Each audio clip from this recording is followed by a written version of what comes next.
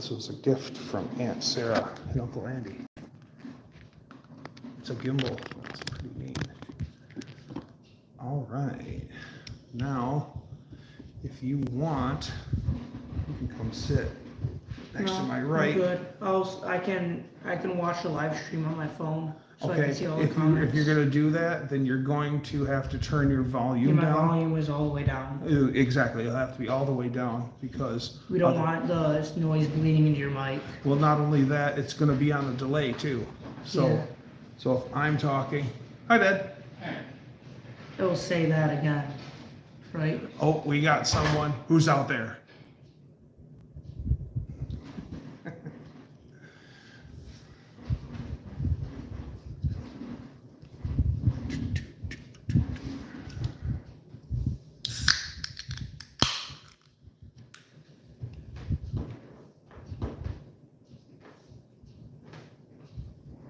Oh, Danster, what's going on?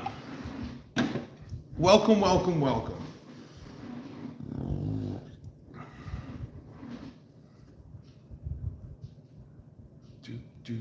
Do. There. What's happening, Danster? Is it a gin kind of night? I bet it is.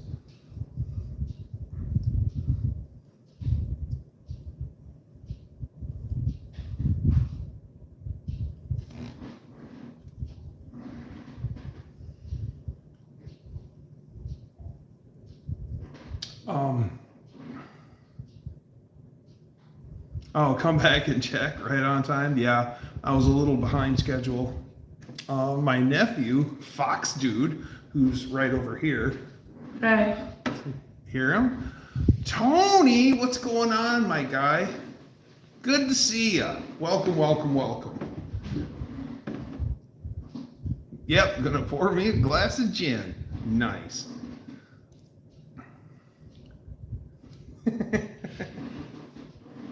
This is kind of cool. Never had a co-host. I was thinking about like when I like get up to get a drink or whatever, if I got to open or close doors. I was actually thinking about making like remember when you'd watch late Johnny Carson and then they would cut to commercial and they'd have the little thing that said more to come and a little doodle on it. I've actually thought about having one of those to put up more to come as I'm gone for a second. Who's that guy behind you? There's no one behind me. There's someone next to me, but not behind me. Yep, there's no one behind me.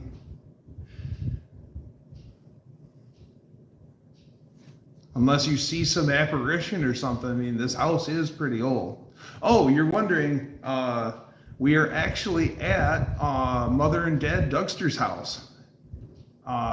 Does nothing special. What's happening?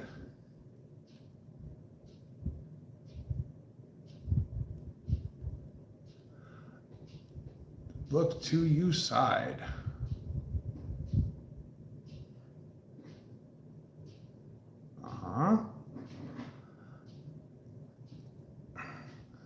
Back in the Bombay.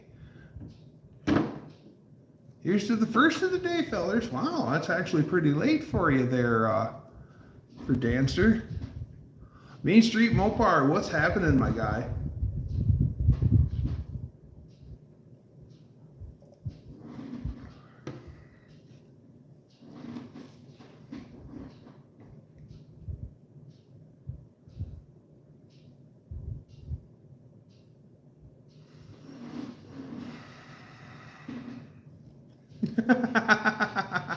You didn't have to, but I mean, if you choose to, Dutch, then that's all right. But saved it for now. Nice, nice. So, ladies and gentlemen, went on an epic journey last weekend. We went all the way from Michigan to Montana, just across the North Dakota line into Montana. And we picked up a long box and a cab for a 79 Ford. Chocolate brown metallic with a tan center. and amazingly clean. Found out they use beet juice on the roads, not salt. Turn me loose, set me free, somewhere in the middle of Montana. And yeah, pretty country out there. We drove all the way across North Dakota, and western North Dakota, y'all, is so beautiful. We went through Theodore Roosevelt State or National Park, and the views out of there is just awesome. Listen to a song called Lobster? How about the B-52s and Rock Lobster?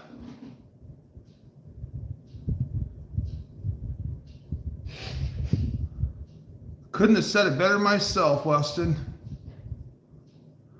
I went with some friends last weekend to Huntington, West Virginia, and picked up a 36 Chevy sedan. Nice. Cool. I hope it's in good. Listen to a song called Kickstart My Heart. Oh, I know that song by heart. Oh, yeah. Used to listen to a lot of Motley Crue when I was a teenager. Yeah. Mama M3, what's a happening? From Persia. Well, hello. Yeah, I'm probably gonna say it wrong. Excuse me if I do, Amaritha. What's happening, Frank? What's happening, Jermont? Listen to a song called 505. It's a good song. It is? Yeah. Okay. It comes highly recommended from Fox Dude. Disassembled but great shape. Awesome. Some assembly required.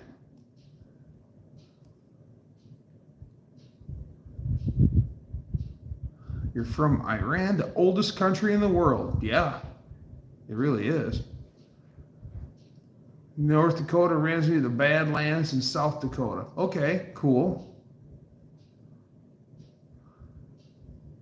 Oh, excellent, Dutch. Oh, that swept line truck is sweet, and where it come from is even better. Dutch's the swept line Dodge that Dutch is talking about is his grandpa's truck, and it is killer. Just telling Fox Dude about it.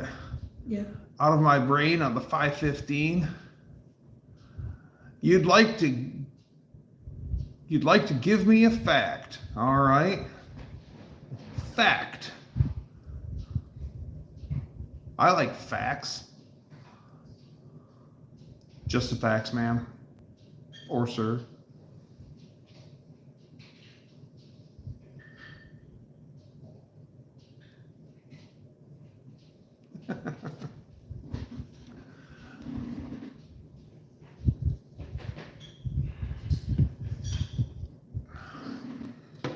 Blue Wrench Brigade?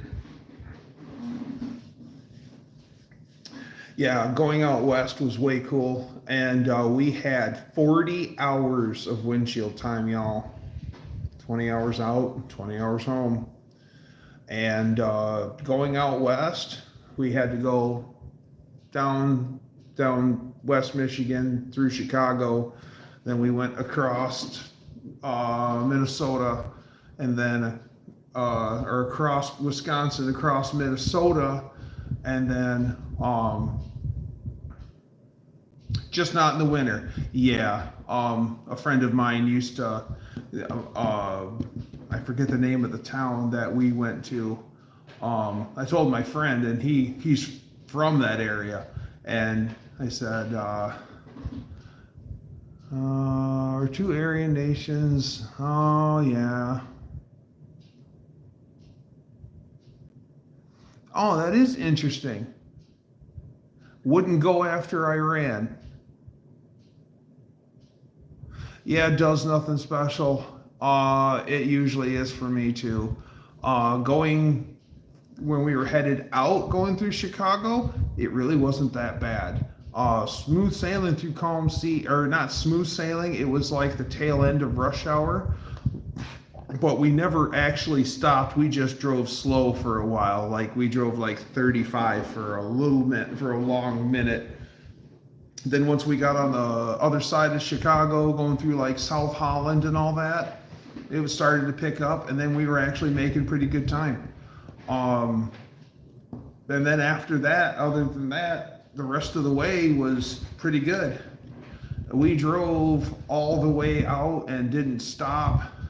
Well, we had, except for like fuel stops and leg stretches and stuff, we stopped for lunch somewhere in Wisconsin. I forget where. I think we were just outside of Madison. And then, Josh, hey. And then we finally stopped for the night at, where is it? Jamesville, North Dakota. That's where we stopped for the hotel. Somewhere in the middle of Wisconsin. Yeah. Oh, guys, we were over in Wisconsin. There's a place called Camp Douglas, my town, and there's also a military fort there, like an army fort there. And boy, that area is pretty. There's a lot of cool rock formations that stick up. Like some of them look like big castles, and it's just big natural rock formations. And they're right next to the highway. Guys, it's super cool. And then when we made it across Wisconsin and we made it over into Minnesota, where we were, the first route we took that took us over by the Mississippi River. So we cross over the Mississippi River, and then as you cross into Minnesota, then you turn and then you're driving along it. And for miles, you got the view of the big wide river. Good God, is it big. It's the biggest river I've ever seen. It was cool. Yeah, there was a lot of great stuff. And then never had been out west, that far out west, especially up north like that. Going down the highway was actually really interesting. For the first time, I heard that they would close down the highways when the winter would get bad. Fox dude, wow, he's in the chat and he's right here. I'm touching him. Seen it from an airplane as a kid. I bet that was cool, Danster. I bet that was really cool. There's a guy I know, there's a couple of small airports around here. They're all like grass strips. But there's two to the south, and there's one just north of us. And then there's one over in our county seat, and still another grass strip, but a lot larger than the rest. And a friend of mine actually runs a plane out of there, and he makes quite choice money taking people up for color tours. Like in the fall when the leaves change and everything, he'll actually take people up in the plane so they can, and he just flies around for the day for so much. Did I get any souvenirs? You bet I did. I brought back probably 8 cases of Spotted Cow beer from Wisconsin. It's my favorite. It's one of my favorite brands, and it's hard to get your hands on because it's only in Wisconsin. So you actually have to be in Wisconsin to buy it.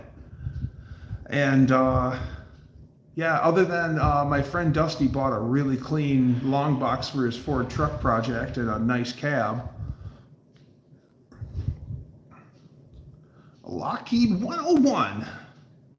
I've crossed the Mississippi at Vicksburg and Memphis, back when it was low from the drought. 1/4 mile wide end bars. Wow. Sandbars. Wow. Yeah, I should have gone the rest of the way to Idaho and got some potatoes. Yeah, we already pressed for time because we only had a 3-day weekend. And in hindsight, we both agreed we wish that we had taken just one more day, like took today off, and I would be coming home today, because all we did was drive. We didn't do anything fun. The only thing that we did was when we went through the Theodore Roosevelt National Park. When we got out to some of the lookout points, we actually stopped and checked it out because it was just so damn pretty. But other than that, we just kept it rolling. Oh yeah, I got some cheese. I got some, what were they? Cheese curds, garlic and dill. Man, those things are so good. Oh, I love cheese curds. The only way to F up a potato is let it go to waste or try eating it raw. Yeah, I'll agree to that. I seen something that was actually pretty cool with the potatoes. Take a potato, put it through a julienne slicer, and slice the whole potato so it's real thin. And then take the potato and build it back up. I usually will do half of the potato and half of the potato, and then take a knife and try to trim as much skin off of it and make it look like a steak fry, except it'll be layered up, and then fry them in your pan. And then you have to turn them. Be careful because they want to slide apart. But if you fry those things up, those are actually really good. Looked at my nephew and be like, oh yeah. And one day, Lady Dougster, I seen it, and I kind of did it the down and dirty redneck way. There's another way to do it that's like, it takes like way longer, but I guess the results are way better. But the down and dirty way worked out pretty good. So I did a test run by myself and actually found it to be successful. And I said, man, I think I'm going to cook them a little longer next time. So Lady Dougster's now around, and I'm like, hey, you want to try this? And she's like, okay. And I made sure to cook them a little longer. And oh man, Lady Dougster said, you can make these again. Yeah. Going to do a live from the road. I noticed one thing when I started messing with my phone a lot and looking down the road. I noticed I tend to start feeling a little ill, and so actually no. But I was thinking about it. I did suggest it to Dusty, and he was like, "Yeah, whatever."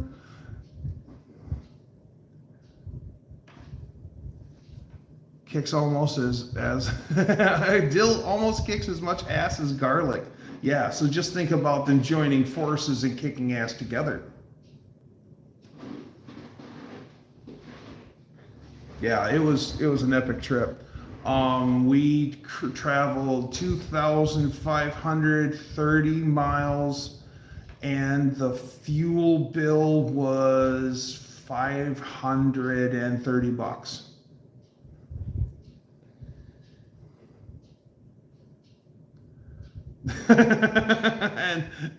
and not barf. Yeah, I don't know why. I was working with my phone. I was actually editing videos and stuff, and all of a sudden I'm like, man, I played too long. I noticed though, if I would work on my phone a little bit and then stop and just take in the road for a little while, and then work on my phone a little bit and then stop and pay attention to the road for a while, I didn't feel as bad as I did if I worked straight away. Yeah. I can't sleep in a car either anymore, then again, because I snore so bad. Need my sleep machine.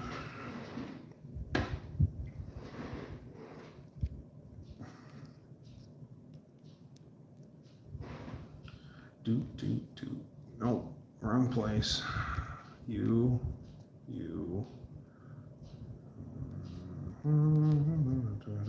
No, not that. Just a minute, folks. We'll be right back. We'll be right back after this commercial break from our sponsors.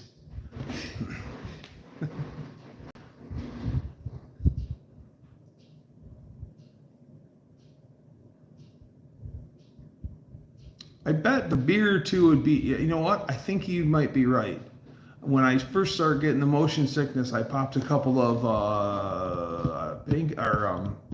like Tylenol, and that actually made a big difference.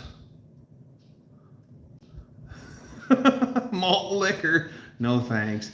Except back in I did used to drink a lot of Mickey's when I was like just drinking age, because 240s would get you more than where you needed to be, and it was cheap. But yeah, the only problem is I thought, trust me, I didn't drive one bit. My Dusty from Wolverine Satellite Garage, he drove the entire trip home, and only because he started to get a bad headache that I took over in Minnesota and did some of the driving, and I only think I drove for like 6 hours out of the whole trip. Jesse, what's happening? Jesse, that's interesting. Carlsberg Elephant Malt Liquor. The Elephant. I don't think I ever. Oh, yeah. Schlitz Malt Liquor. The Blue Bull. So what is it? Mickey's. Schlitz. Mickey's Malt Liquor. Schlitz. Little Kings. Schlitz Little Kings. Old English 800, Colt 45 in the 45-ounce bottle. Crazy Horse, if anyone remembers Crazy Horse, there's a blast from the past. Crazy Horse. What are some of the other malt liquor brands out there? Those are the only ones I can think of off the top of my head. Yeah. Crazy Horse was cool because they stopped doing Crazy Horse, and I remember, guys. Yep, Little Kings is cream ale. Yes, yeah. Some guys when I was in high school, we had some guys that were I was friends with that were some hard partying dudes, and their big thing was anytime that they were drinking, they would keep. There was always in bottles, so it was always 40s malt liquor 40s, and they would keep the caps off of their bottles, and they'd bring them to school and they'd throw them in the bottom of their locker, and at the end of the school year they had a pretty good pile of liquor caps in there of malt liquor caps in their locker. True story. Wow. They also had a piece of bologna taped to the door of their locker, and it started to stink, and they were hitting it with hairspray. Same guys. That's true. Forgot about the bologna. Those guys were crazy. And those guys were crazy in school. Go hang out with them on the weekends. Beer bottle caps, groove your radio knobs. Oh yeah. One guy that I went to high school with, it was his older brother. He had a girlfriend. She had taken a Budweiser bandana, or a couple of them, and she cut them all up, and then sewed them all together. And she made like a sock that went over his rearview mirror in his car. So you took the mirror off of the windshield, and then you put the sock over it, and it had scrunchie on it, so it went around the lens. And then you put it back on, and then it was like red and white and Budweiser all over that thing. It was actually really cool. And she actually did it in school for a grade, because think about that. Do you think you could bring something and like say arts and crafts, but you brought like a Budweiser bandana to make it out of? School wouldn't let you use it, would they? Because it says beer. Yeah. Yeah. They wouldn't let us use it. Yep. Somebody brung a shirt that said beer and baseball, and they told them to take it off. Yep. Or at least turn it inside out. Yeah. Yep. No fun. Oh yeah. They didn't care back then. I remember they when I was in like sixth grade was when I noticed that they started cracking down on that, because Spuds McKenzie was still pretty popular, the old Bud Light mascot. And this guy I went to school with, Nick, wore a Spuds McKenzie Bud Light t-shirt to school. And they gave him a whole bunch of grief about that. And then, so he couldn't wear that. And then they would get down on people for, if you had alcohol like that for a shirt. But then they had Marlboro cigarettes, had all those Marlboro miles. Like you saved it and you saved up, and you could cash in your miles through the prize catalog. So kids were coming to school wearing Marlboro jackets and Marlboro using Marlboro backpacks and stuff like that.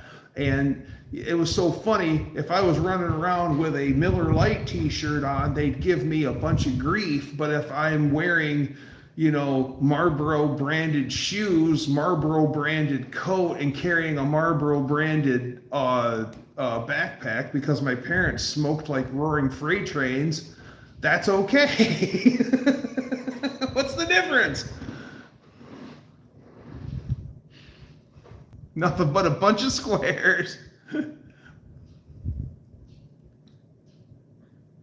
Life was good. Yeah. What was it? Our Uncle Adam, he made, was it plaster of Paris, statues and stuff, and they had molds. And one of them was the molds, and there's like Yosemite Sam with him holding his lead propulsion devices over his head, and Elmer Fudd and stuff like that. But one of them was Budman. If you remember Budman, he was like a superhero. Oh. He was a cartoon superhero. Budman. I thought you said Bugman. No, not Bugman. Bud, like Budweiser beer. Budman. Oh. Yeah, and so in school he made Budman and painted them all up. I think he still has Budman. I should ask him. Okay.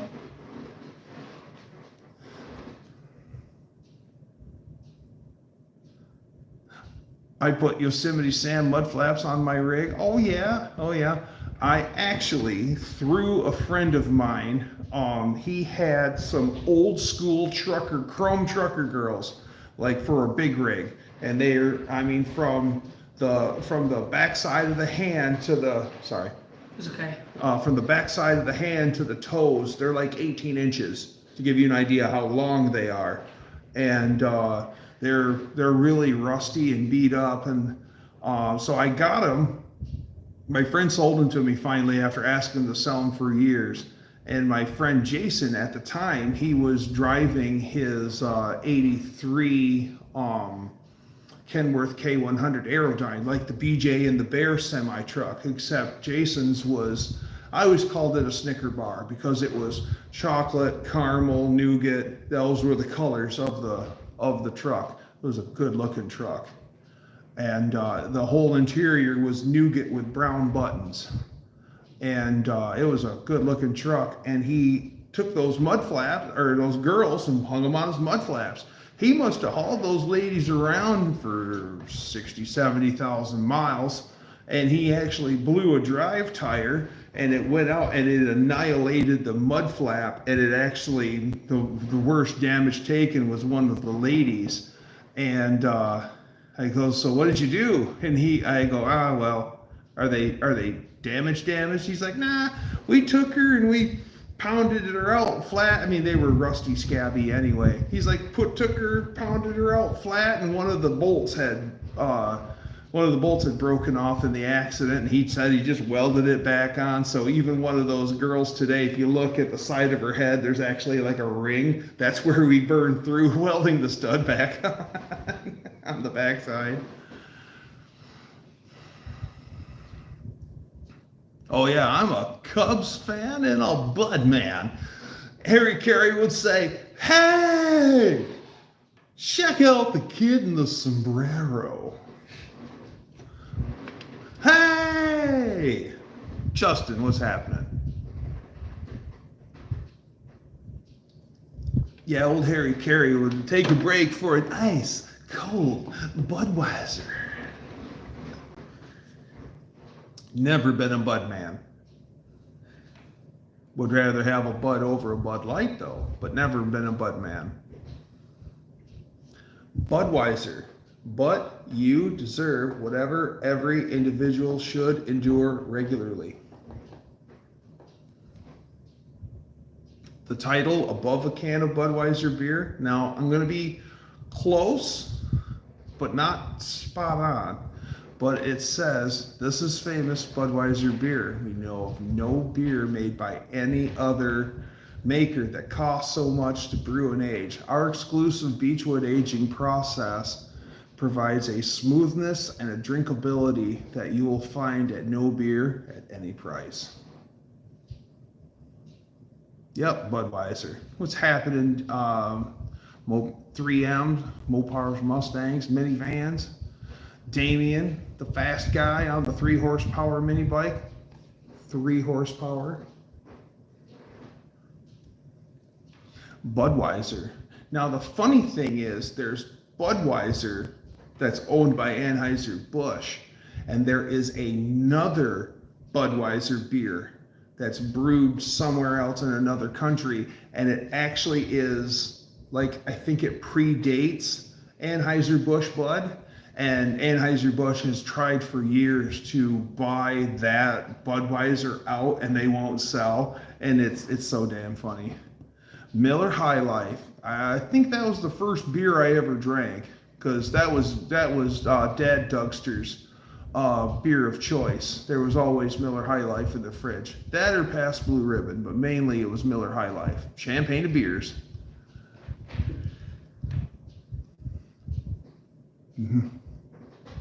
Missed the words? I missed on it. Coors Light. Oh yeah, Coors Light. The Silver Bullet. Now, I don't mind drinking Coors Light, but once again, I think I'd rather have a banquet. I'm a Miller man, or was till I started drinking light beer. Okay. What the Dougster's going on here? I don't know. Yep, banquets are great. Tom, I went through Minnesota last weekend, twice. Once out, once coming back. As a matter of fact, stayed the night in Moorhead, Minnesota, at the Buffalo Trace Inn. It was an old Super 8, but actually it was all right. Rooms were cheap, and the beds were actually pretty soft. So, whereabout? We didn't go through either of the cities. We skirted outside. Where did we stop? We stayed the night in Moorhead, and then where did we fuel up? I think we stopped twice. You work in Moorhead sometimes. Wow. So yeah, I was there. Got gas, stayed at the Buffalo Trace Inn and got gas and eats. Got our breakfast at the Casey's. Had a loaded breakfast burrito. It was okay. Wasn't the worst thing I ever had. And the whole time, the transfer case, we were in a 16 F-150 half ton, and then we took the car trailer all the way out Deadhead. Moorhead's about 2.5 hours from you. Okay. Man, I'll tell you what, guys, driving all the way across North Dakota, that's a lot of state.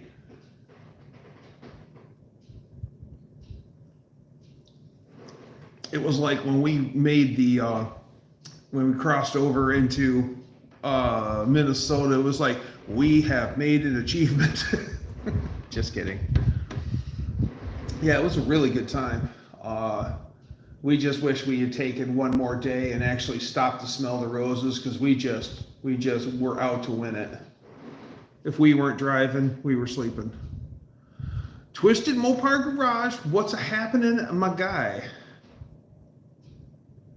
Try driving across Texas. I have yet to be to Texas, and I so want to check it out, because what's cool about Texas is it's really 4 states in one.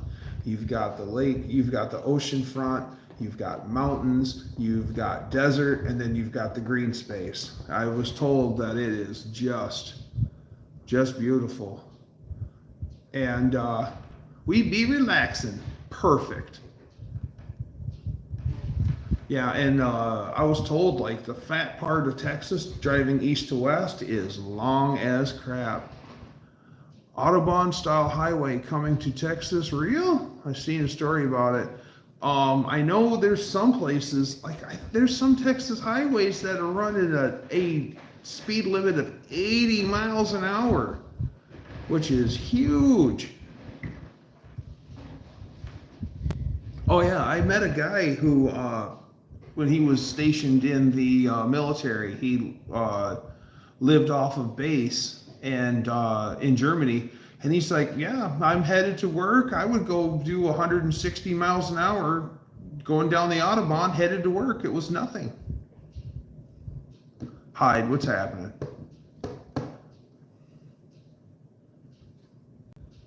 I want to go to Texas in the middle of winter. Yeah.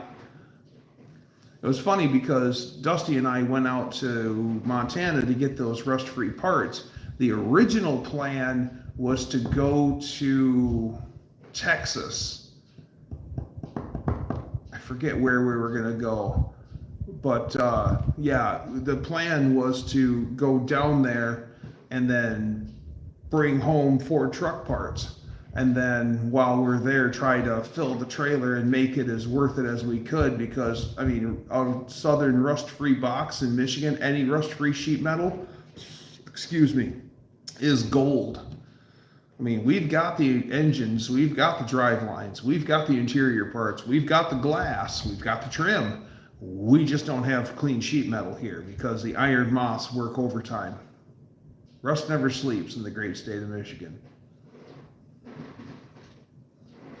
The young man that we met in Montana was 19 and very knowledgeable, and for a 19-year-old. And he showed us around the property, and it was a Danster's dream. They were hardcore Ford guys. They had some early 70s fastback Mustangs. They must have had 4 of those. Rust is on meth in Michigan. Yeah.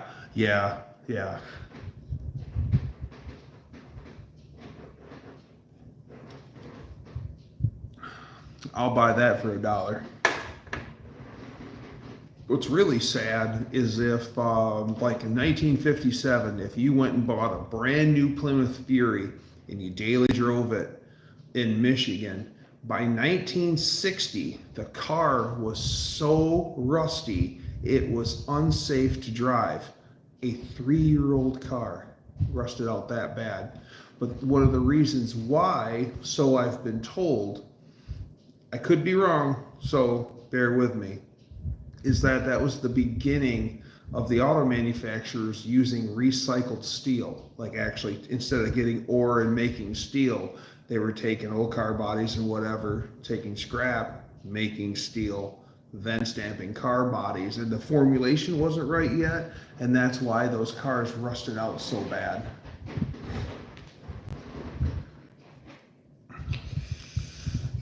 Been to Dallas for work. Spent 2 weeks there, too busy working to see anything. Yes. Like them big 71, 73 sports roof Stangs. Danster, there was like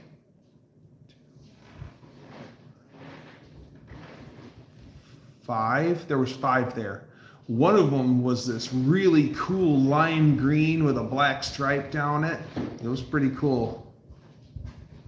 Okay.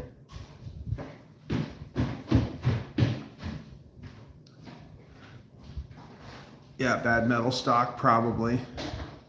Early 70s cars rusted bad because the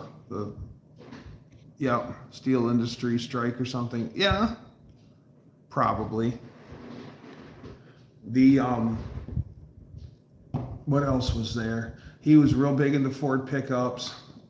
His daily driver is a 77 or a 78 Bronco, and it was a Lariat, but it was a solid color. It wasn't a two-tone, but it had the good cloth interior, and it had all of the... No, Lady Dougster does not want to be seen on TV or seen on camera. The most you'll see is in one of my videos. She goes on a motorcycle ride with me and she wears her helmet. So that's the most Lady Dougster you will see. Oh, foreign steel, yes. He used to work at a steel shop when I was in my 20s. 77 Bronco is like 66, 78 Bronco is a dent side. Yeah. Okay, 77 Broncos. Okay, so it was full size Bronco dent side. Yeah, and it had a 351 in it, and it was nice. It had a little bit of rust in it, but I mean, it was he was actually talking bad about it. He goes, "Yeah, she's pretty rusty," and we're looking at it and we're like, you can still tell where the points of this is not rusty. Trust me. We're talking about how bad the box sides would get, where they're driving down the road and you see the box side doing this because the whole bottom side of it, it's not connected to anything, so it just waves at you. And he's like, really? Yeah, really? I guess this isn't that bad, is it? I said, no. Well, in Montana, they don't use salt on the roads, they use beet juice, like the northern Michigan counties do. I wish more of them would use the beet juice. It's way better. My uncle Grizz says it's more grip on the beet juice.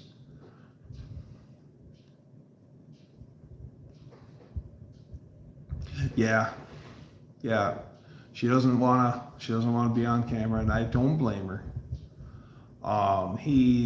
It was Ford Orama. They got a white OJ Bronco in their boneyard, and so I think what they ended up doing was they custom painted it with this real light blue, like a candy blue, and it's blue like the moderator blue, but it was like a candy blue, and it was sharper than sharp. And I go, man, that truck was sharp when it was, standing tall. And the guy made the funny about, yeah, they probably custom painted it so it didn't look exactly like an OJ Bronco because it was originally white. You're back. Yep. Okay, good. Fox Dude is back.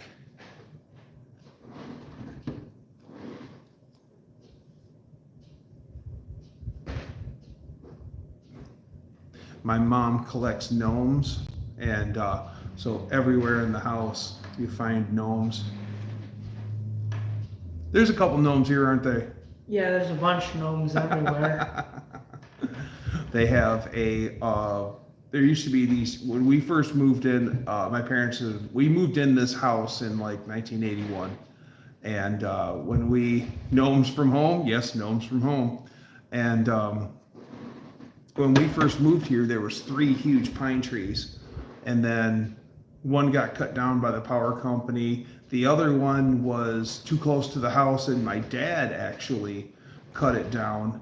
And I remember my dad shimmied up the pole and then to top that thing out. And Dad said he was so high that he was looking down into the chimney of this house. And this house it's hip roofed like a barn, and it's pretty high. So he was actually looking down into the chimney to give you an idea how high up he was. And Dad said he's all strapped in and he's got his bow saw and he tops the thing out and it falls. And then it snapped a little bit because it fell and he didn't get a full cut through. And he said when that thing let loose, he did one of these numbers for a few minutes. He said that was scary. But so as time went on, we only had one huge pine tree in the front yard, and then it finally died. And then they come and they cut it down, and my parents actually said, leave the stump at this height. And then they left it for a long time, and it got good and dried out. And my parents actually made a condominium. So it actually kind of looks like a house. So you can see where their little staircase is to the door, and there's windows in it. And then there's a little porch. No, I don't think there's a porch, is there? There's not a porch, but there's gnomes everywhere. Oh, there's gnomes everywhere. They're all around it. And there's a little roof on top of it that's made with cedar shake and stuff. My parents actually did a really cool job. It's pretty cool, isn't it? Yes, it is. Fox Dude.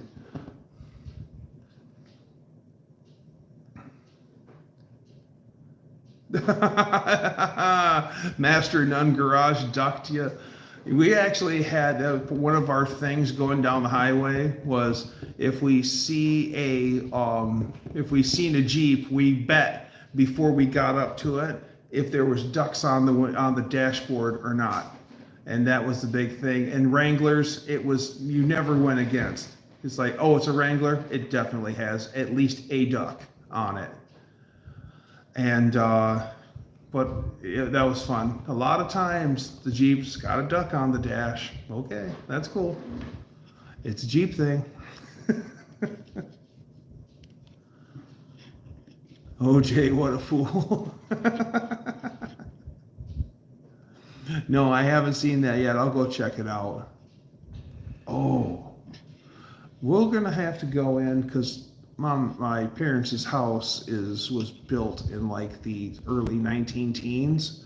And remember that video that John Wilburn showed of that house that had the push button light and it was just a single switch? Well, my parents have one that's 3 wide with a big, beautiful plate. You know the one I'm talking about, don't you, Zeke? No. No. The one at the end of the hall at the front door for you turn Oh, to go yeah, upstairs. yeah. Yeah. Isn't that thing cool? Yeah. Yeah. And it still works. You know what? We're going to go check it out. Let me go check and make sure so I'm not like, surprise, you're on camera. So be right back. I got to get myself a drink anyhow. Be right back. Tell them a story, Fox dude. Okay.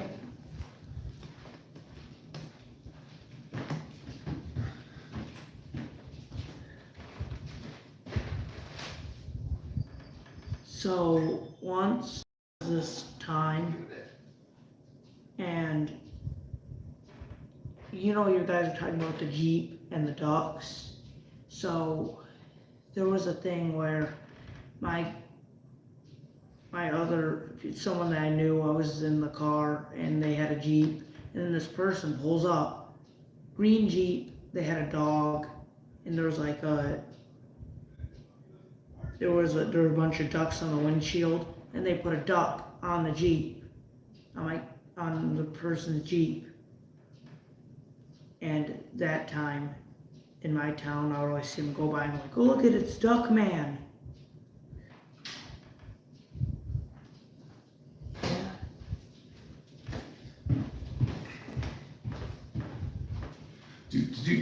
I'm back. Did you miss me?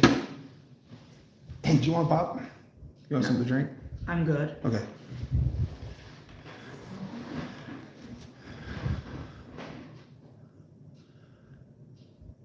Jeanette, what's happening? All right. So we are ready. We're going to go mobile. Here we go. We're going to go check out that switch panel. Okay, I'm gonna go away. We're going to go down the hallway and through the living room where Grandma is. Yeah. All right. We're on the move. I'm going to clean the lens off. Oops. There we go. Going through the house.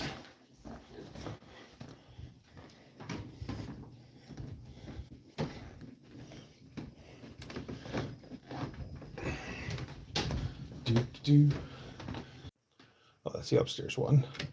So see that's the upstairs one, and that's the porch light. So, yep, and there's that light on, and then there it is. This has been here when we moved in 1981. So, who knows how old it is? But it all works. And that one turns on the porch light.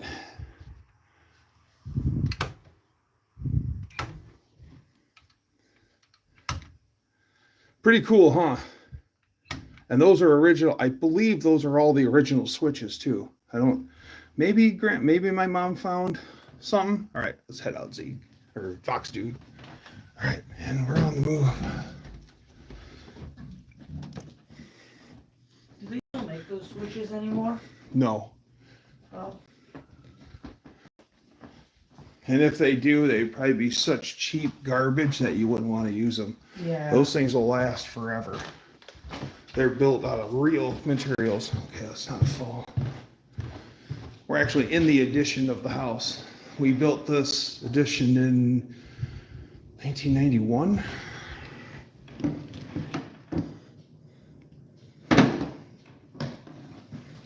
My parents had everything figured out.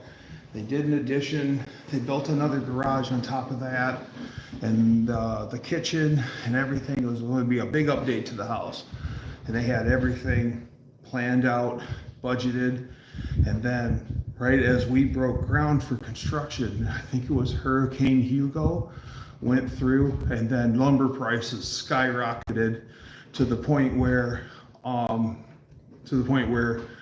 they were able to build the garage like we wanted to, and we added onto the house like we wanted to, but it was supposed to be finished, and then they were supposed to install the kitchen. So it ended up being that the room that we're in didn't get finished, and then we ended up putting the kitchen in ourselves. Like, we bought all the cabinets and the appliances and all that stuff. Everything was here. We had to install it. So that was actually a lot of work. What'd you miss, Dutch? You missed everything. My house is 1910, but no push buttons left when we got it 20 years ago. Plus, I rewired with grounded Romex. Yeah, that's good. I seen a switch plate for like 5 push button switches in a video. Yeah, I've never seen a 5-bay. I've seen singles, and then I've seen the 3-1, like mom and dad's. I've seen them in other places too. And this house never had them, but I've also remember the switches that were probably, I don't know, this big around and about that tall. And then they kind of taper a little bit, and then there was like a tab that you twisted back and forth. And I want to say that they'd only went like, we'll say clockwise, and if one click was on, and if you turned it again, that actually turned it off, and that's all it did. And that was actually the one that I seen. Like, the wires ran up the wall, the fiber coated wires ran up the wall into the switch, and then ran out of that to the light. Yeah, old school. My house is 1879. It now needs a new well, and that's my next big purchase before winter. Ouch. Ouch. Well, it's not like you can't have water. That's unfortunate. Well, hey, buy once, cry once, and then you're good for a long time, hopefully. Ouch. How deep is the well now, Dutch? Do you know? Hopefully they don't have to go to like 300 feet to get water or some crap.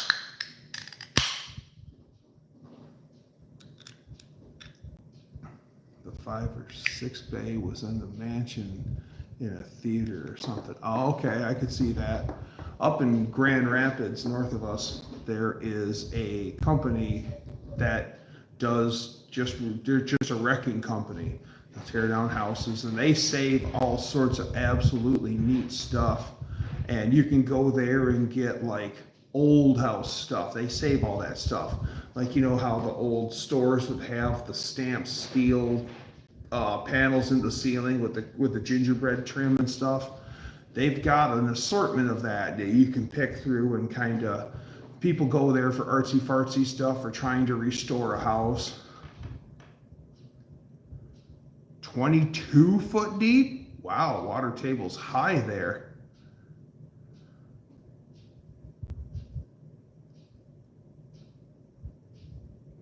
Oh, caught the end of Dr. Art. Nice. Dr. Art's a cool guy.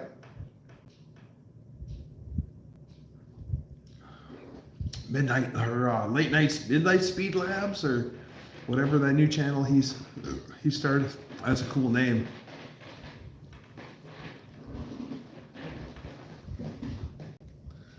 Friends, what's happening?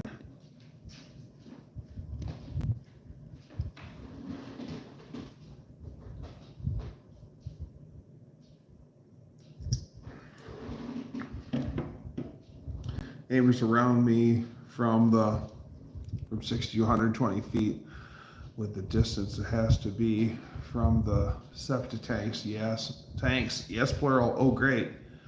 It puts it way in the back. It's going to cost about, wow.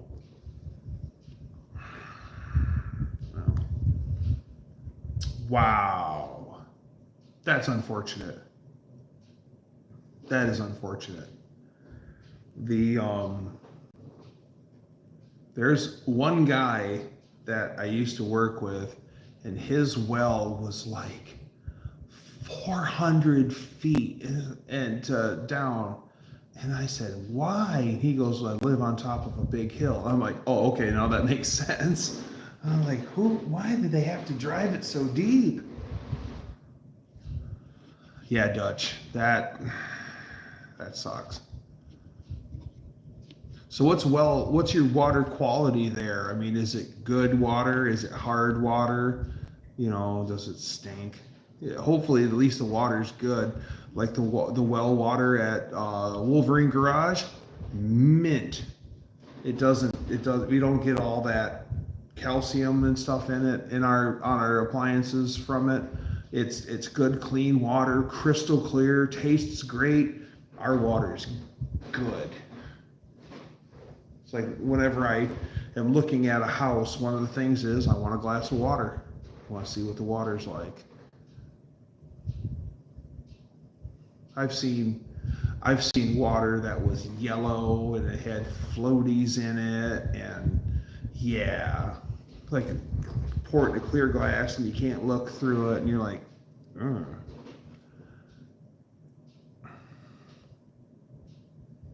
And so soft, and don't have to run salt. Hope that doesn't change. I hope the same thing for you. As a matter of fact, today I seen somebody with a salt system out to the road, the old mechanical style. My parents had one. My parents had the old softener here because the water's here, not great, not bad. So they did run the softener. And there's water softener they bought in like the late 80s or the early 90s, and its head unit was mechanical and it ticked like an old wind-up clock. And that thing must have ran for probably 25 years. And I think when they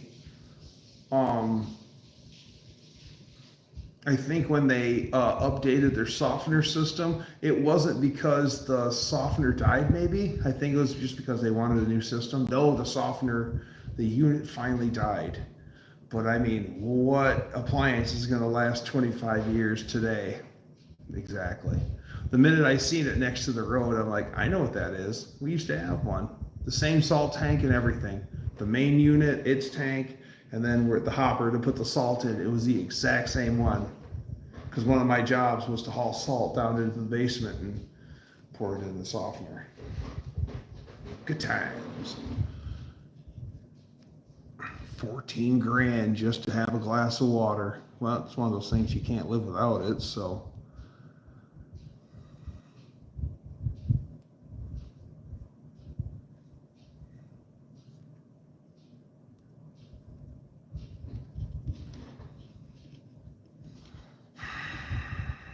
Yeah, there's actually there's a really great well company close to us. Yeah, it does. I mean, having water would add no, a new well would add value. My grandfather's a stickler for maintenance. He has had the same water heater that he bought in '79. He flushes it 3 times a year. I have not flushed the water heater at our house, and I want to do that.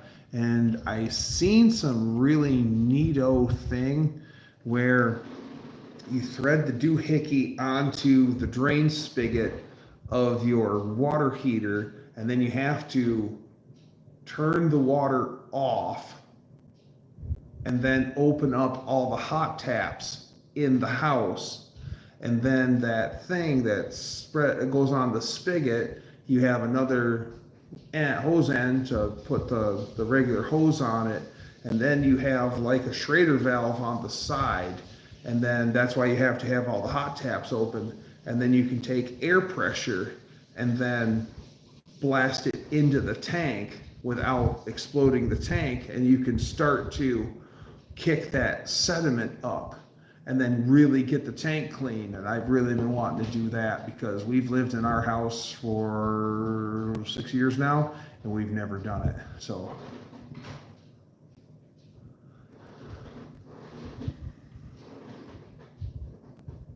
got it from Sears New. Good luck finding it at Sears today. If there are even Sears stores around.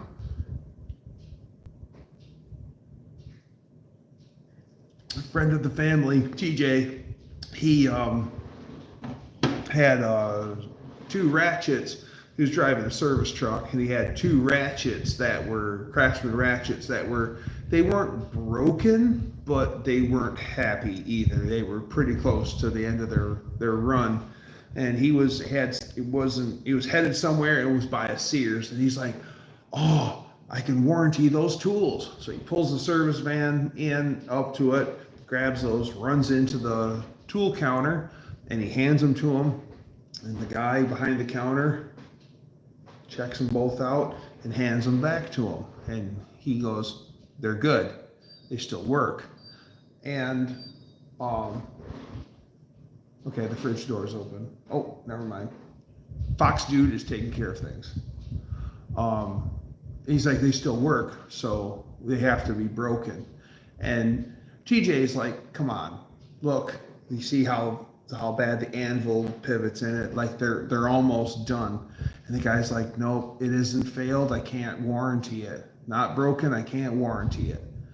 And TJ goes, "Okay, fine." And he takes his tools and he goes out, and he's in his service van. So he goes over to the back side, the vise on the bumper, puts them both in the vise, and then he bashes them with a hammer and breaks them both and takes the pieces back into the tool counter. "They're broke. Can you warranty them now?" Which is funny coming from TJ because TJ's a really laid back, cool guy. And so it's kind of out of character for him. So that guy must have really steamed his, really got him steamed.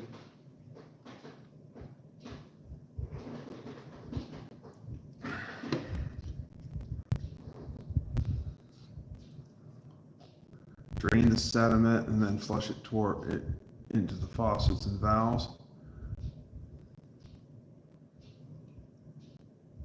I want to Dutch, but I am going to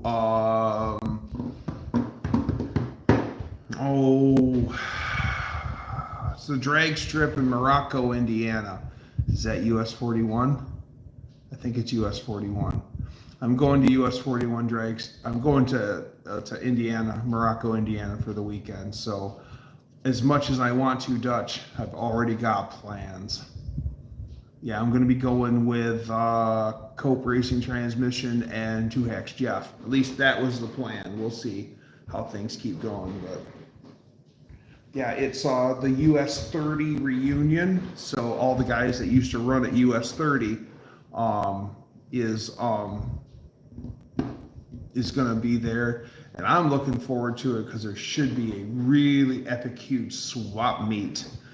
Dougster loves swap meet. I love the swap meet. All sorts of stuff you didn't know you needed. All the kings are coming. That's right. Yeah, it'd be good. I haven't seen Jeff since spring, or Cope. Swap meet. Yep. Danster knows. What I love about the swap meet is when you find that little curiosity. It isn't that much money. When you bring it home and you're like, you get it up and going or whatever. That's always great. Well, if something changes, let me know. Found a new boneyard. Nice. I tell you what, guys, Dutch is a yard crawling fool. The yard that he took me to last winter, epic. Other friends of mine love it there, but I had never been there myself until Dutch took me there, and that was cool. Swiss on rye, yeah. Swap meat, Swiss on rye. Yeah, there's this German deli up in Grand Rapids called Schnitz's Deli, Schnitz, and that place is just off the chain. You're gonna wait too long to get served because the place is crawling busy always, and you're gonna wait a really long time to get your food, and you're gonna pay way too much for it. But it is worth every penny, even though it's a ridiculously expensive meal. It's worth every penny. It's one of those treats. It's like, yeah, I'm gonna pay way too much for lunch, but it's gonna be good. And I'm serious, guys. They do corned beef sandwiches that are that tall, that thick. Just like you'll see a little itty bitty lady will get a half sandwich and still is trying to finish the whole thing.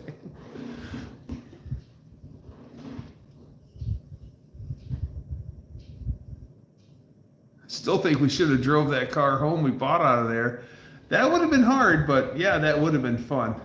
It looked great. The wheels and tires set. Extra sauerkraut and mustard. Oh, Danster, you're speaking my lingo, my guy.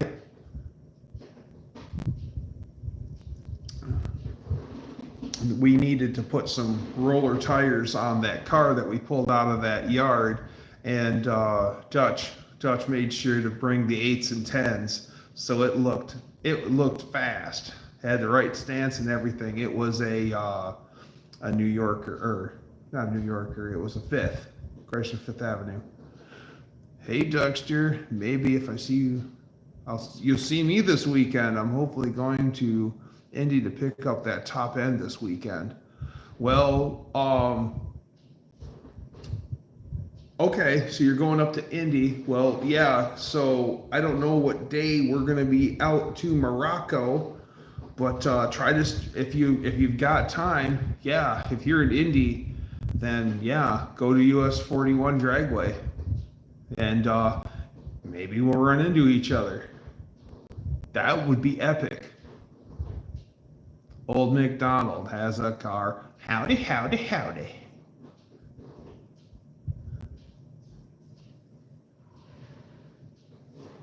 Old Mac from the northeast side of the state.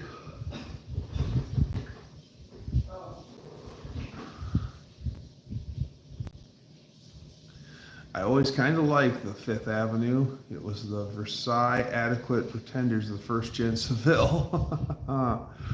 Oh, you guys want to see a really cool custom car? There's a YouTube channel, Canadian guy. It's called Carter Auto Restyling, and CAR. And the guy's name is Kyle Carter. And Kyle Carter picked up a release. Good morning. Picked up a 77 or 76 Olds Omega 4-door, and they made a custom car with it. And they wanted to lower the roof, but they didn't want to cut a new windshield for it. So what they ended up doing was they cut the top of the quarters, and they sunk the rear glass down into the car to lower the roof. And then they cut the A-pillar on the inside at the top at the roof, and at the bottom on the outside, and they laid the whole windshield back a good distance, and they were able to put the original windshield back in. It just now sits at a funnier angle. And then they cut the quarters on an angle, and then he took the trunk lid and he flipped it around, and then he put it back on, and it's no longer functional, and they just loaded it with Bondo. and everything, but now it's got a bustle back like an 81 Seville, and then it's a 4-door, and they cut the B-pillar out, and then they welded the 2 doors together, and then they metal finished where the original driver's door, front door handle was. So now it's a big coupe, and the door's like 8 feet long. And then you're fine. And they put that thing together, and then they did a crap mix for paint where they just did a bunch of colors and just dumped old paint in the bucket. And then they're like, this is a show car, so it needs metal flake.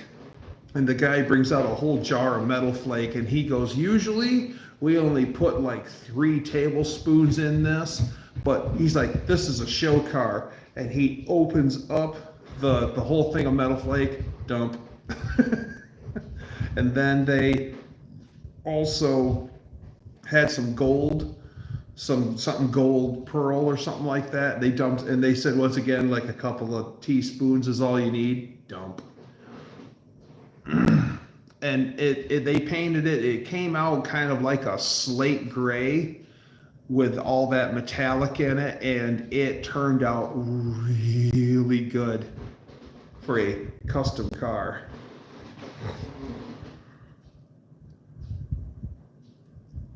Oh, Max, hey buddy.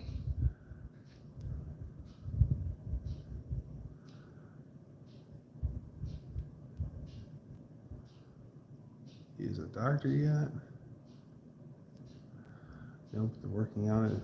He'll be at the top of his class, almost A's. He's got last year. That's good. Yeah, the only reason why I didn't do great in school was because I did not apply myself because I was bored. He did.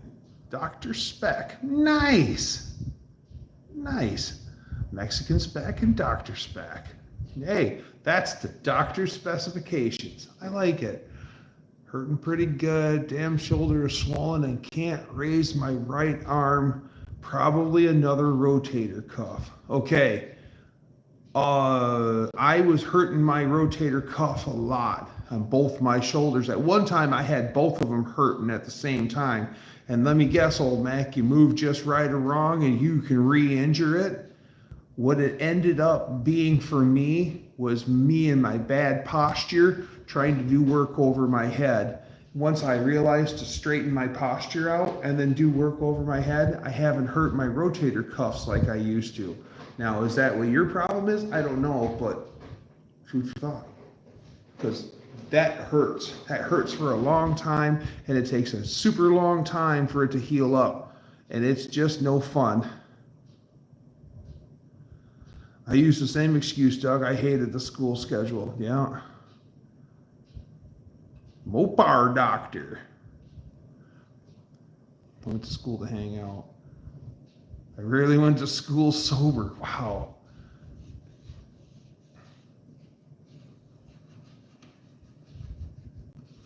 There was a kid that I went to high school with that he would drink in school. I remember it. And I also remember him telling me, and it wasn't like a brag, it wasn't like a flex, but I remember him telling me something along the lines of he had to do it.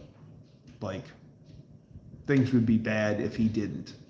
It's like, that's so sad.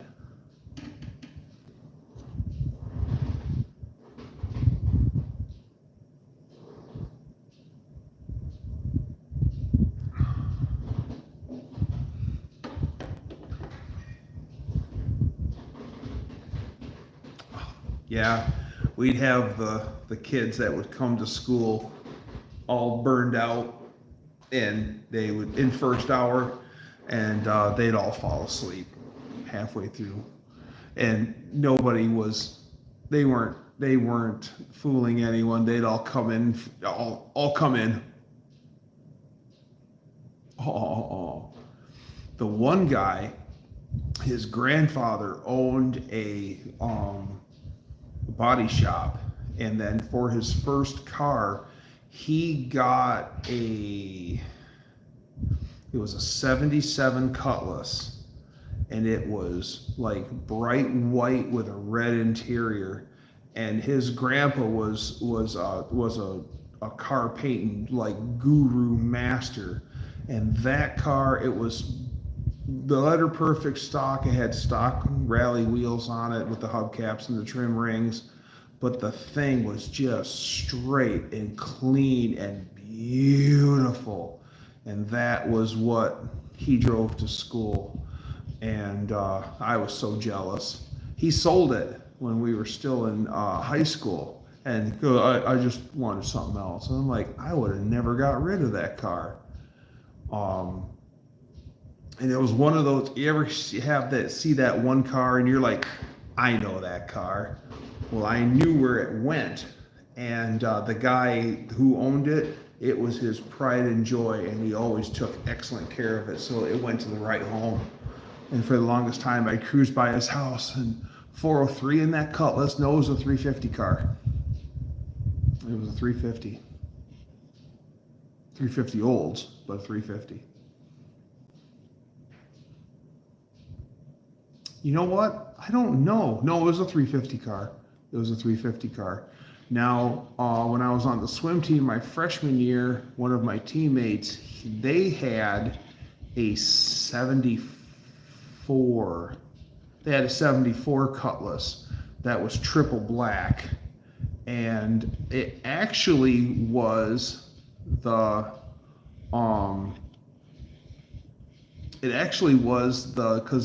that family had like 10 kids, and the Cutlass was the hand-me-down car. All the kids drove it. So Matt had it when I was in high school, and his kid's sister was a grade ahead of me. And then when Matt was done with the olds, Melissa was driving it until it burned a valve. Cutting out early. Have a great week. Bye, Ma. Nice seeing you. Thought about dropping by Scott's place earlier today when I was downstate, but I didn't want to fight rush hour on 75 through Flint. Understood. Man, we almost wrecked out coming through Chicago on Sunday. We're going through Chicago, and traffic. He hit a slow spot, fast spot, slow spot, fast spot, and we're at one of the interchanges where the road forks. And we had this SUV with one of those small tow-behind U-Haul trailers, enclosed trailers on it. And at the last second, the guy does this big Hail Mary suicide squeeze across 4 lanes of traffic and completely cuts us off. And if we hadn't stomped the brake, he would have clipped us. And that got the old adrenaline flowing. And then, but that was the only out of the 2,530 miles we covered. That was the only incident that we had. So it was pretty smooth sailing overall. And you just gotta chalk it up to that's Chicago. Yeah, Chicago ain't for me either. Like, I want to take a motorcycle trip and go out west, and now after that, I'm like, I really don't want to ride my bike through Chicago. I really don't want to ride my bike through Chicago. My dad had a 75 Supreme Coupe, 350. That's what got me loving those cars. Hated the Colonnades when they first came out. Yeah, the Luxo barges, well, every car I ever knew from Chicago was beat. Yeah, they usually are. They usually look like, that was really crazy. We started noticing like late model cars that were actually really clean when we were in Chicago. There was this little Pontiac G6 4-door that was going through. Other than the front bumper was a little buggered up on it, but that car was clean, clean, clean. It didn't have any rust on it. The rockers were still in it. It's like, where the heck did that come from? That looks really good. No email for this channel? No email for this channel, at least not yet. I need to make another email address. I'll put that on my to-do list, old Mac. Got out of my non-YouTube funk. I just put out another video this week. Feels good. It sure does, doesn't it, Dutch? I'm glad you're getting back into the swing of things. Welcome back. I just got a 1969 Red Baron Hot Wheels on an online auction. What's it worth? I don't know. I have no idea. That's cool though. There's 69 Red Baron Hot Wheels that should be red line tire. Are they red line tires? Convertible. Wow. Wow. Expensive. I don't care for convertibles. Convertibles aren't my thing. I mean, they're cool and I appreciate them, but I wouldn't own one. I don't like convertibles. I may always make the joke, when the top goes down, so does my interest level.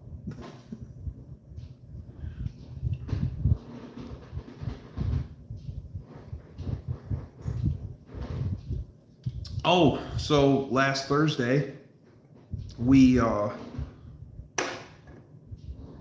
got called into a meeting first thing when we walked in, and on Wednesday, a lot of the big muckety mucks from the mothership, the main HQ city, a lot of the big muckety mucks were there, which they show up from time to time, and they had a surprise meeting, which they do from time to time. Yeah, basically, they're closing the facility. They are selling off they're shipping out all the equipment to sister facilities, and then they are going to sell the building. Like, they are done in our area.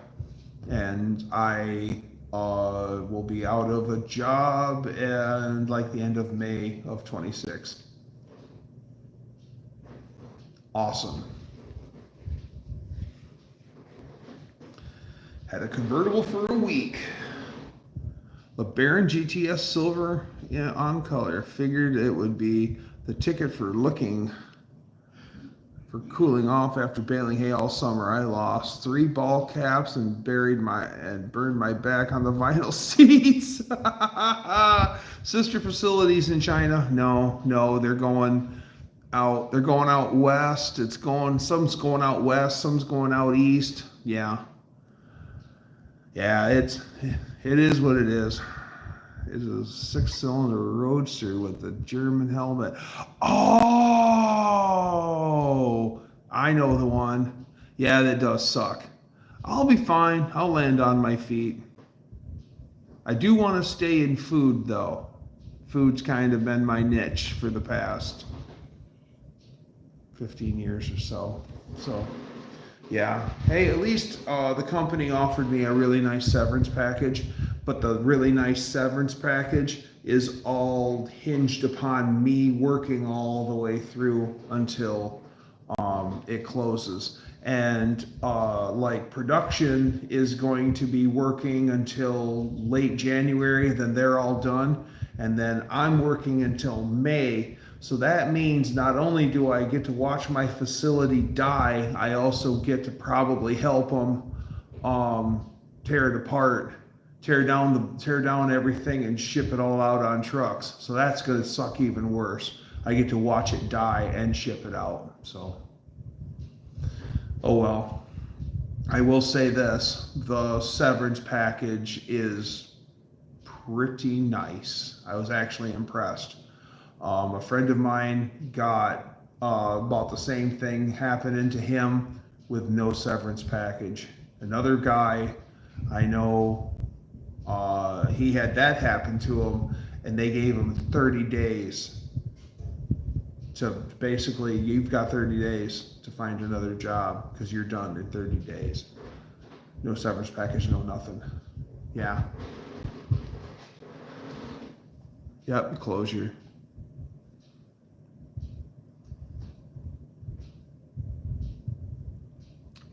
Oh, yes. Yes, yes, it's already that way.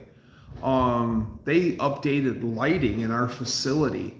When the company bought us, they came with a lot deeper pockets than the company, because it was a small down home family operation that got bought by a big corporation. And when they first showed up, they started spitting money into our plant like it was going out of style, and they upgraded everything. And I could have had a whole pallets. I am dead serious of this.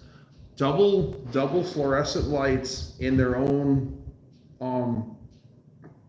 enclosure with the refractor on it, and they were stacked on pallets, 3 this way, 3 this way, and they were eye level to me, so almost 6 feet, and there was like 4 skids. And the boss told me, I actually went to the plant manager and asked about it, and he's like, what are you going to do with them?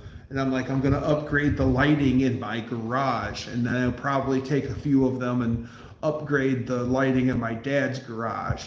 And he goes, okay, you're not going to sell them, right? And I'm like, no, I'm not going to sell them. He goes, so if I give you these, I'm not going to find a bunch of these lights for sale on Craig's or on Marketplace, right? I'm like, no, I won't sell them. He goes, yeah, you can have them. And then at that same time, so I was just about ready to start hauling home a pallet, so at least a pallet's worth of those fluorescent lights. And then my friend, who's a millwright, was doing a lighting upgrade to a humongous grocery warehouse that's north of us, and they just threw all the light. They had just switched over to LEDs before, and then they, like, the big bad, more energy efficient, more skookum LEDs came out, and they said, we want those. And then so they uninstalled everything that they had installed and then put the new skookum ones in. Okay, what do you want done with these? Throw them away, we don't care. So he was bringing a bunch of them home, and it ended up being that Dusty from Wolverine Satellite Garage gave me 4 or 5 big LEDs to put in my shop, and man, what a lighting upgrade. Yeah, big corporation does suck. You could sell grilled cheese for $2. No tomatoes, no mayo, no nonsense. Just plain grilled cheese. That's my dream. Man, but grilled tomato and cheese, a grilled cheese with tomato is good.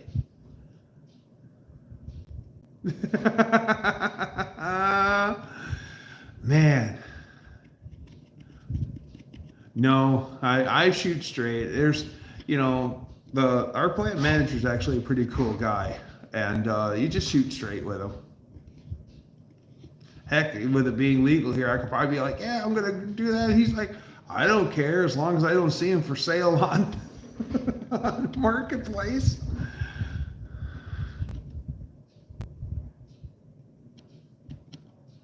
Yeah, the 8-footers LEDs. There's a father and son team. The dad's in his 80s, and no tomatoes on the sandwich, horseradish, and the only thing I'll allow is tomato soup for dipping, and that's a must. I agree. Another good addition to a grilled cheese is, if you like green olives, dice up green olives and put it in a grilled cheese. It's good, guys. It really is good. I'd put horseradish on. Yeah, the LED. Anyways, this father and son team, they don't say LED, they say LED lights. Yeah, man, we're gonna get some LED lights for the shop, make it all bright. And we're like, LED lights? Yeah, LED. And then somebody goes, LED. Oh. There used to be a farm or a business northeast of me, and I won't say the name of the company, even though I don't think they're around, just in case they're not, but we'll say it's fill in the blank farms, and they grew horseradish there. That was one of their specialties, and they would deliver to the local that same grocery warehouse I'm talking about. They would deliver, and their trademark colors were green with very little white, and it was fill in the blank farms, and it would be all lettered up to the tractor and the trailer, all in the green and the very little white, and it would say, you know, fill in the blank farms. And then on the tail end of all the trailers that were dedicated to hauling horseradish, they said in flaming letters on the box, on the trailer, it said, hot load, 40,000 pounds of horseradish. I've been looking for pepper relish, but I never see it in the grocery. I love horseradish. I do too. Put the horseradish on everything. Nothing better than a fried egg sandwich with horseradish. You lost me at fried eggs. I don't care for fried eggs. Or boiled eggs. Just got a box of body tools, slappers, spoons, and picks for $2.50. And it's probably all good stuff too. That's the deal of the day. Good job, Unfinished.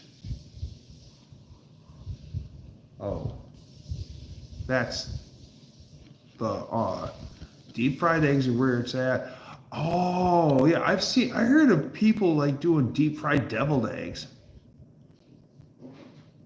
I'd have to check that out. Man, Unfinished, what a deal. Good for you.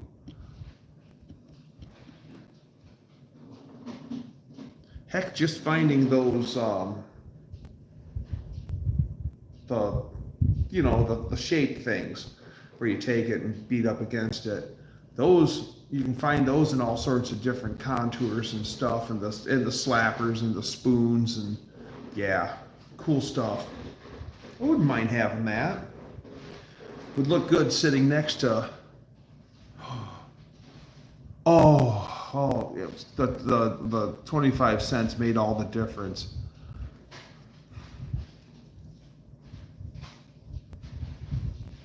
My lady went to a yard sale, and there was this old lady that was there, and everything was like unbelievably cheap.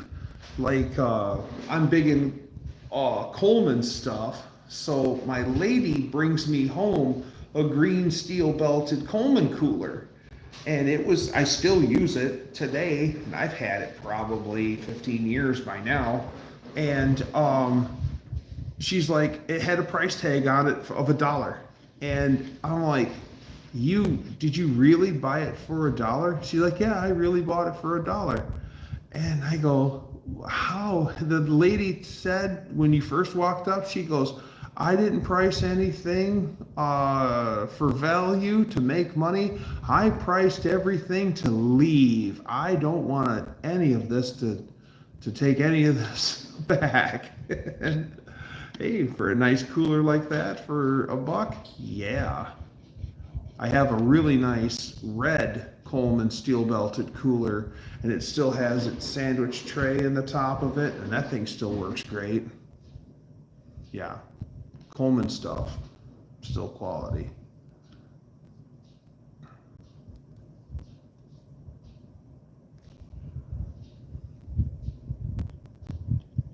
Need to see it in a short. My Coleman coolers, I'll pull them out sometime.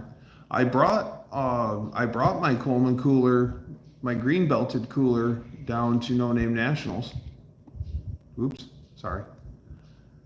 Yeah, I'll probably do that one time.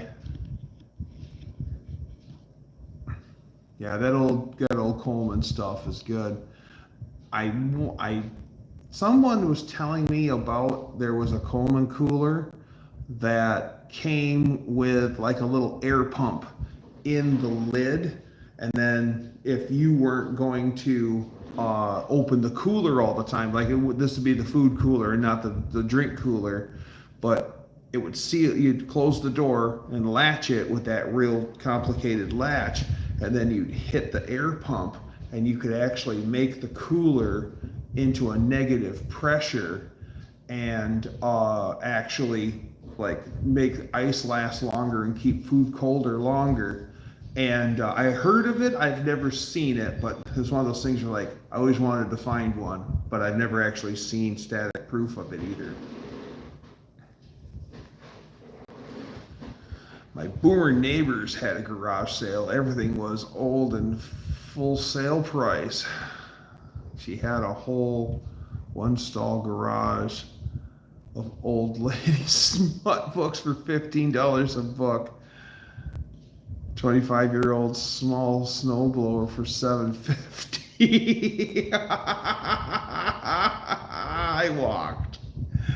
Yeah, well, I have an old green metal Coleman cooler, but I don't know what you mean by belted. Okay, the steel belted coolers are what you're referencing. It's the metal band around the case. They call those steel belted coolers. And they make new ones that are like stainless and stuff. Yeah, I think that's what they call them, is steel belted.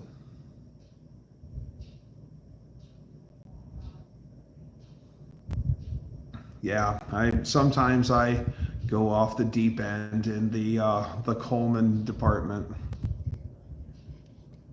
Everyone's got to collect something, right?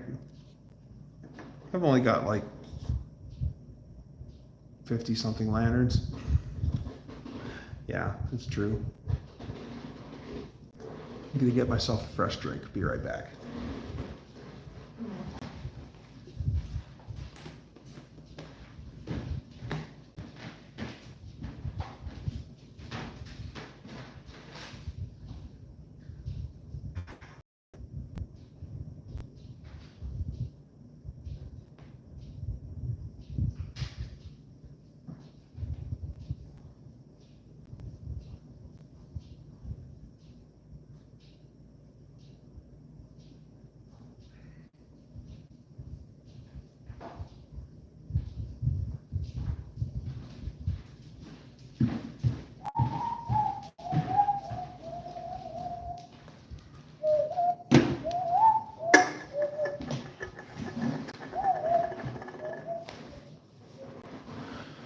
I could tell by the just vast amount of smut books that the only time she got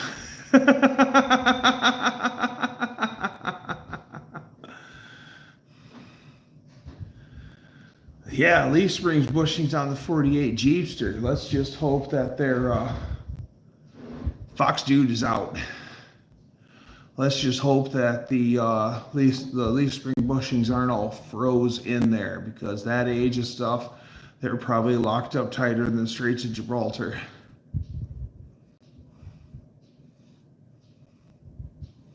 My father-in-law, my mother-in-law's boyfriend, he picked up a 67 Jeep, and he took it to the local garage to see if they couldn't breathe some new life into that Jeep. And they gave him a quote of like $6,000 to get it back to roadworthy. Well, I'll bet you $4,000 of that is probably just the labor. Oh, just the rubber, no steel sleeves? Okay. Oh yeah, trying to get, a lot of times when you're cutting that stuff, when you're taking that stuff apart, unless you can't find replacement parts, just cut it. Cut it and hammer it out and start new. Because a lot of times those things are just so bad. Ari, what's happening?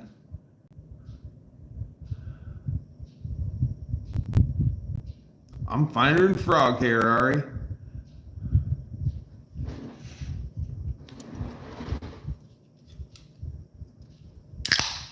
Cheers.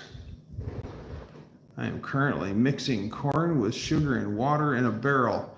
Oh, are you now?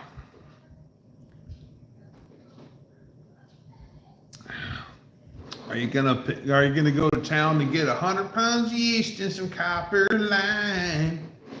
Everybody knew that he made that stuff. Neptune green, that's right. Well, after a few days, you can go back to that there, Dutch, and that ought to make you something good. Stayed after work to mess with the 99 Corolla. Corolla. The Corolla. If it only had, it only had a diesel in it, right? Higher than the Jolly Green guy in his forehead.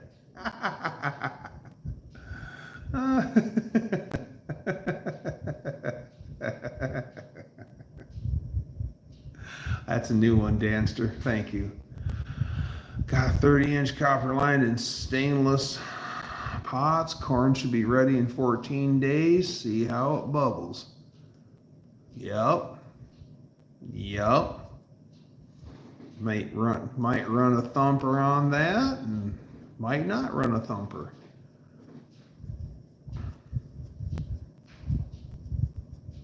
Had a guy that did that sort of thing, and I always wanted to be his tender. Just be around. Just be around. I'd do whatever he needed me to do. He's gopher. Be his gopher. Go for this, go for that. Yes, sir.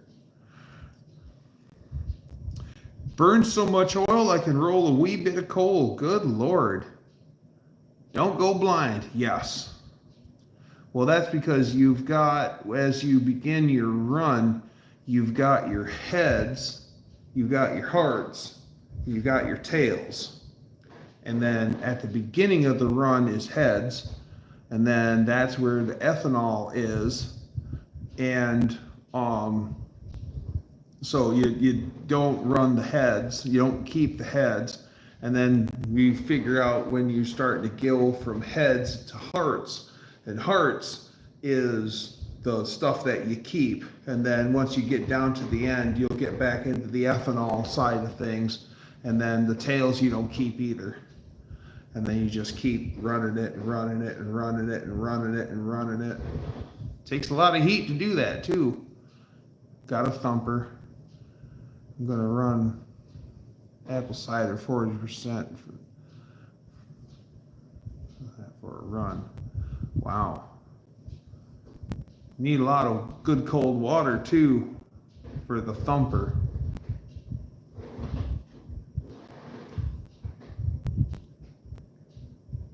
Always been interested in that stuff. There's a guy that I met. He's his side hustle is he's a copper knocker. He'll get sheet copper and he'll make you whatever you want. Where's some garlic, Dracula? Blah.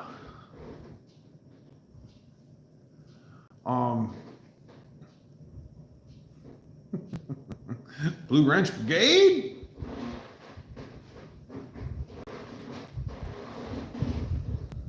Yeah, that's always been interesting stuff. Well, anyways, he'll make you cooking pots, he'll make you whatever, and then he'll also make you a rig to do that stuff too. And it's always funny because it's copper and it's handmade, so and his work is so fabulous. And but also going into it,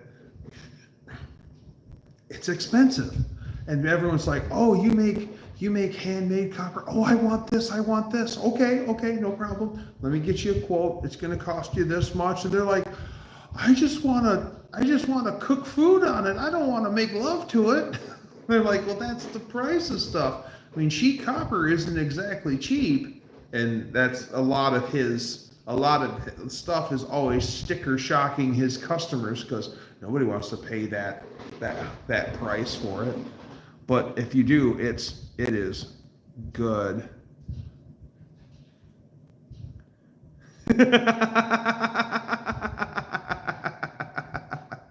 Well put, Ari. Well put.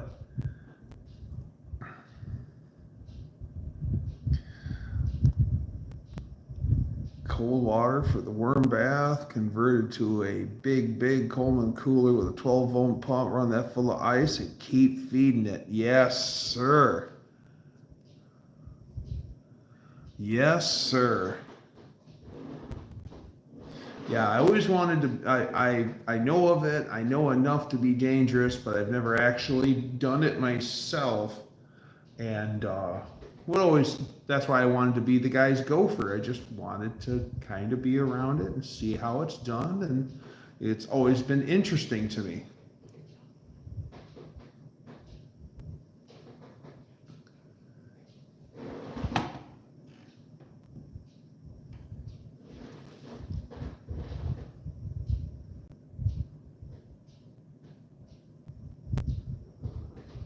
I bet he is. Oh wow, we got Teflon Don and Mrs. One Eye too. Nice. Welcome, welcome English, plural, Team English. Oh, we got the Froggy.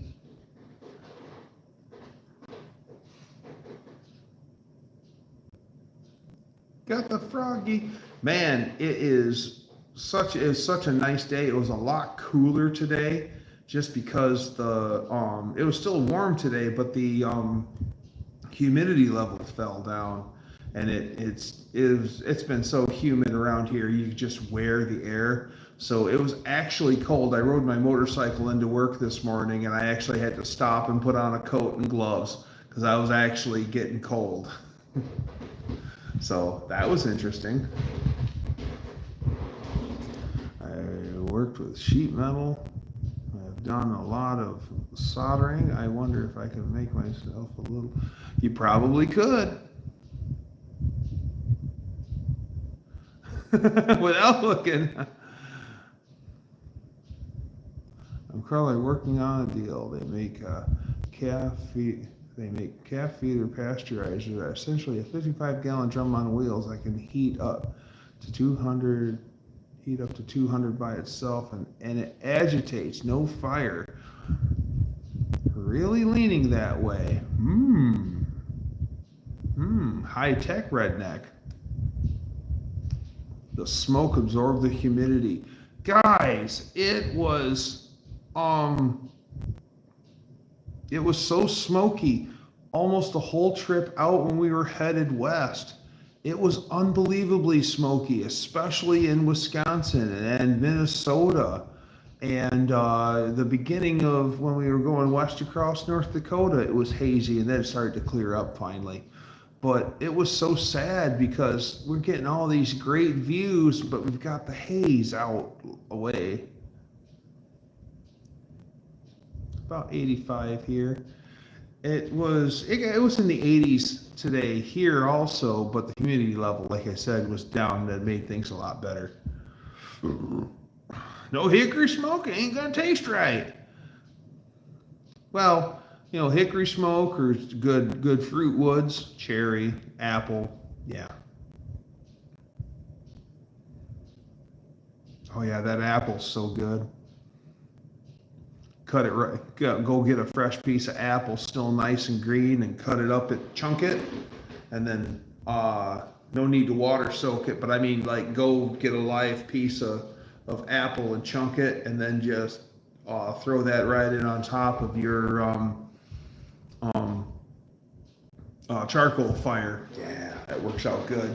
Other times we'll take like a foil packet, and then we'll soak our wood chips. If we're using wood chips, soak them real good, and then take the wet wood chips, and then take the foil and then make a little envelope out of it, basically, and put like 3 or 4 good holes in it, and place that on your coal bed, and that smokes up real nice too. Pokemon. At least it ain't propane. Yeah, we had a propane grill, and I like my charcoal grill way better. I have no idea. The only real shine one time in the air. Let's see how it was made. Oh, okay.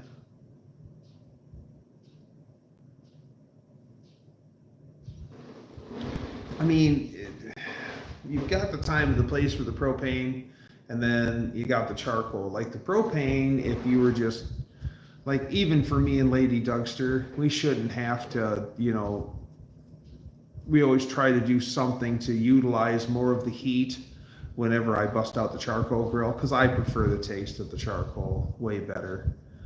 And so what we'll usually do is we'll always do like foil wrap baked potatoes or something. We try to utilize, I can monitor, with my chimney starter. And that's another thing I don't use. I use a chimney starter with just pieces of newspaper to light up my charcoal instead of using the lighter fluid, because it does translate into the food. Even if you burn it off real good, I'm all done with that. I love my chimney starter. 2 pieces of newspaper, and then they'll set that thing just going. Off for the night. Gonna go see if Mrs. Dutch wants to. I wish you success in your mission, Mr. Dutch. Take care. Tell Mrs. Dutch I said hello. Charcoal is the only way other than proper woods. Yes. What's wrong with propane? Nothing's wrong with propane. Nothing's wrong with propane. Just don't like to grill with propane. Right. Taste the meat, not the heat.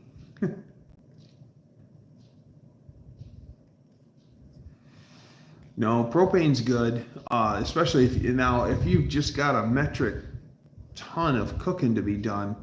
That's where the charcoal, propane is clean. But like charcoal has its place, propane has its place. I've got one of those. Mine's an Acorn grill, and it's like a knockoff of the Big Green Egg grill. And man, those things are good.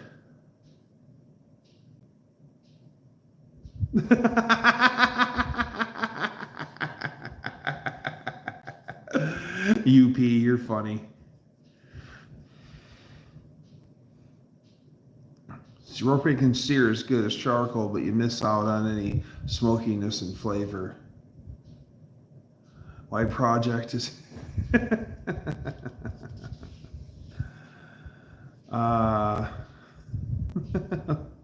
What's happening, Asian?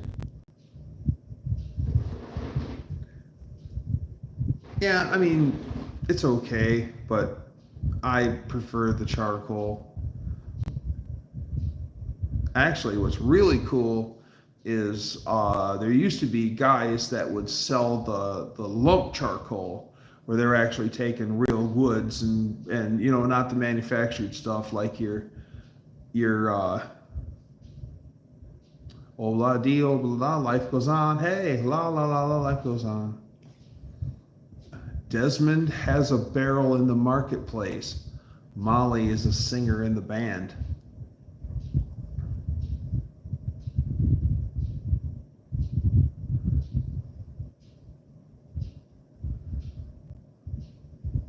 Bad sneakers and a pina colada. Does the bad sneakers, does that help you get lost in the rain while you're having the pina colada?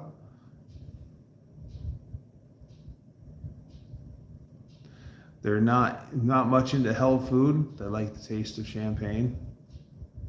Do they like getting it on after midnight in a place by the Cape? Oh yeah, apple wood for sure gives you good flavor. So does cherry. Any fruit wood will give you good flavor. But apple especially. And there's something about apple wood and pork that really go well together.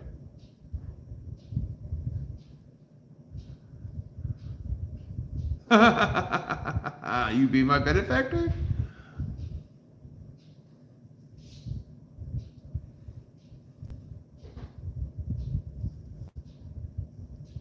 Unfinished stays unfinished. Well, then again, you've got those guys that they'll work on the same car for 50 years, and it's always moving forward, and it's always getting better, and never finished, always taking it one step further. So I can see that.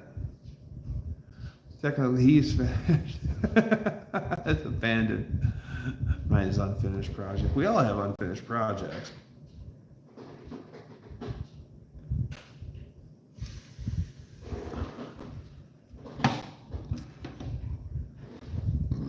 Who is the special guest? Well, that was my nephew, Fox Dude.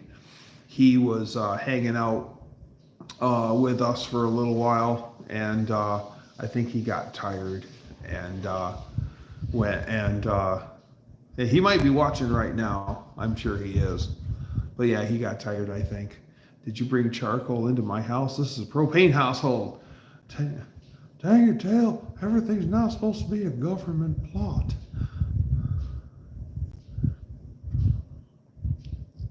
Oh, a new series of King of the Hill come out yesterday. That's right.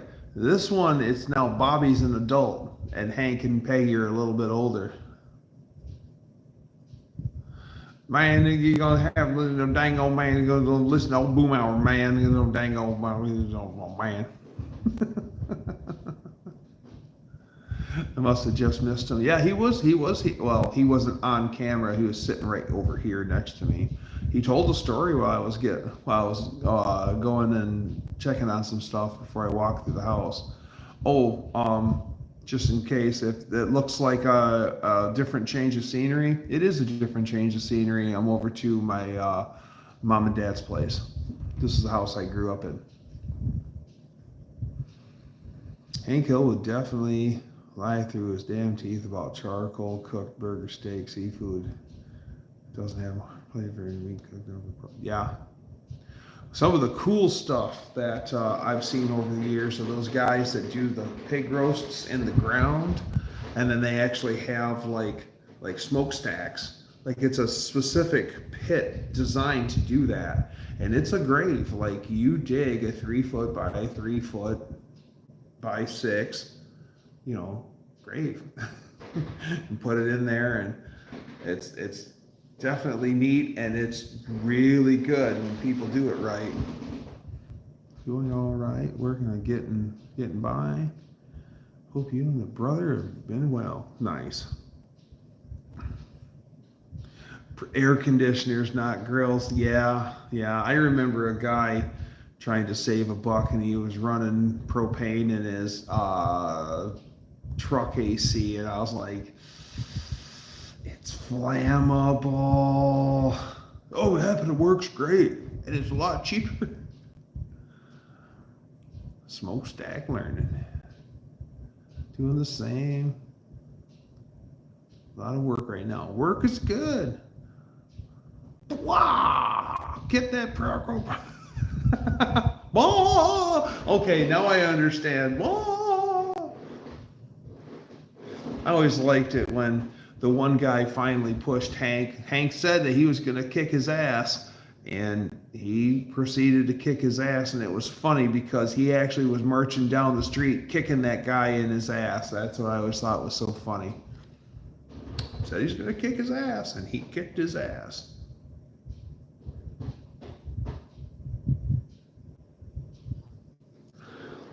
It really sucks for the reboot that we lost Brittany Murphy. We lost I forget the guy's name that played Dale. And then we lost John Redcorn, the guy who was the voice actor for John Redcorn. Cotton Hill was always my favorite too. Oh yeah. Hank's wife, I kill 50 men. Lonnie Anderson. Oh man, what a beautiful woman. What a beautiful woman. When she was on WK, she was a great fit for WKRP, and of course everyone tuned in to see her. But Jan Smithers is her actress name, but she played Bailey on WKRP. She was a beautiful girl herself. Tom Petty, always liked Tom Petty's music. Yep, she's dead. I know. Isn't that sad? Blackstone's pretty nice.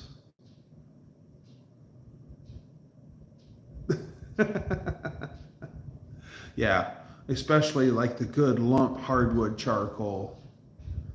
Yeah, that's good stuff for sure. Okay, so it's coming up on 2 hour mark, and I still have to drive home. So I'm actually going to pull the plug on it and call it a night. So Tom Petty was on King of the Hill, and he's dead. That's right. He was lucky. No, I didn't care for. Yeah, sorry.